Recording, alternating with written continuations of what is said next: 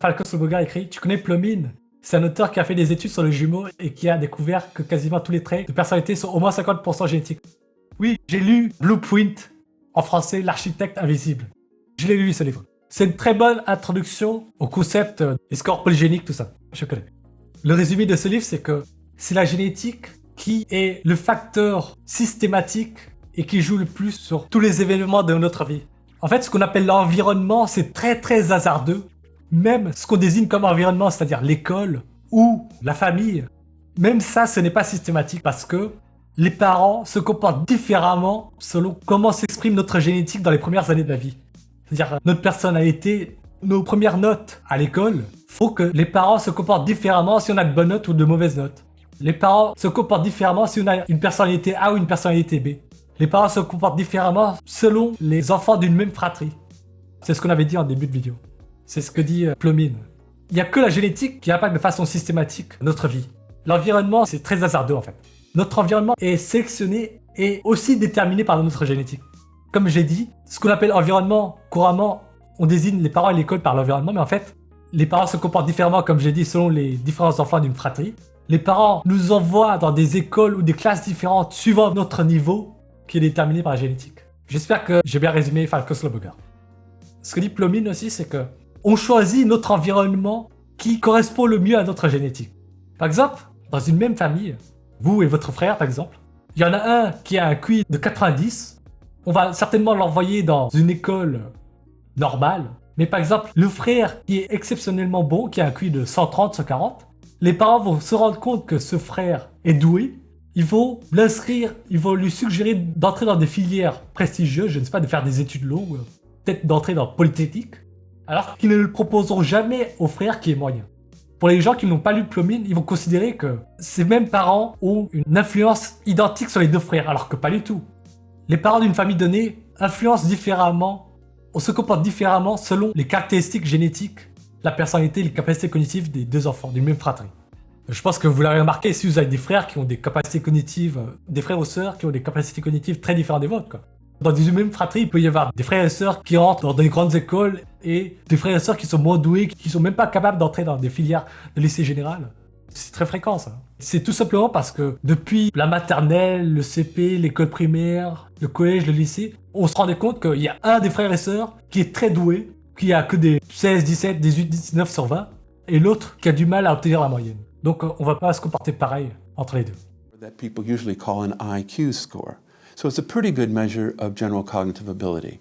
So general cognitive ability is important because it's the best predictor of societally important things like educational outcome and occupational status by far than anything else we have. They're also among the most heritable tests, and neuroscientists are becoming very interested in intelligence as well, because it's how the brain works, it's how the brain functions, and it doesn't function in the way most neuropsychologists think, as little modules in the brain that light up when you do functional MRI. The brain works, it evolved as a general problem-solving tool, and so it uses everything it's got to solve a problem. So some of the tests that we say load most highly on G, that is, they correlate most with this concept of G, are like abstract reasoning, problem solving in novel situations. And I think people just see that, you know, if they just say, well, who do you think is intelligent? Why do you think they're intelligent? It probably has to do with stuff like this. It's not just how good you are on these quiz shows, like here in England we call it University Challenge, where you just memorize a lot of facts. That isn't really what we mean much by intelligence, although to be good at that, you have to be fairly intelligent. So I mention this, I emphasize this because some people say, oh, intelligence, what is that? Well, it's one of the best measured things we have. It's one of the most important predictors we have. So it's an important trait. It's basically learnability. And say in terms of education, which I particularly study, some kids learn more easily than other kids. Any teacher will tell you that. But instead of assuming it's all environmental, we've got to ask, is it genetic? And behavioral genetics over a century has shown that individual differences in intelligence are heritable. If you take the world's literature of several hundred studies, twin, adoption, family studies, you come up with an estimate of about 50%. But what's really interesting underneath that is if you ask about development, it turns out there's a linear increase in the heritability of intelligence from infancy to childhood to adolescence to adulthood. Infancy, 20%. Childhood, adolescence, 40%. Adulthood, 60%. Later in life, 80%. You first explain what heritability is. That's the extent to which differences are due to genetic differences. You ask them, okay, would heritability increase or decrease? People will say it decreases. Why? Because Shakespeare's slings and arrows of outrageous fortune, environmental differences, accidents, illnesses, they all pile up, which means that increasingly as you go through life, the differences you see ought to be due to the environment. But instead, it's very much the other direction. This has been replicated in many studies. You know, it's a really solid finding that heritability of intelligence increases. And so you ask why, you know, why does this happen? And it's what I was talking about before, that the way genes work is we don't program intelligence test scores in our DNA.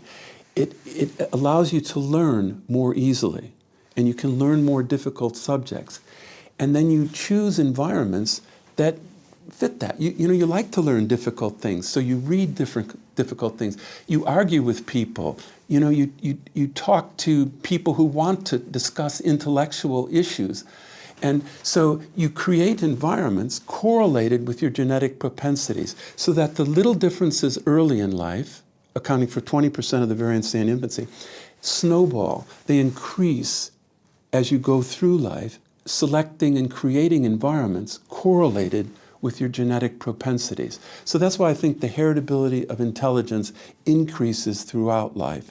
Parents who read a lot to their kids have kids who read better when they go to school. So you say, well, sure, you know, that's straight environment.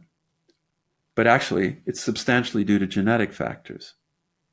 Because who are the parents that read a lot? Who are the kids who like to read? Which families have books in their home? It's an interesting thing that when I first came to England 30 years ago, the government at that time wanted to improve kids' reading ability. And so they knew there's a correlation between books in the home and how well kids read when they get to school. So they really were going to go out and just deliver a lot of books to homes. You know, maybe that would have helped, but it assumes that that correlation is all environmental, but it's clearly not. DNA doesn't make books go on the shelves in a house, but parents do. And which parents have a lot of books in their house?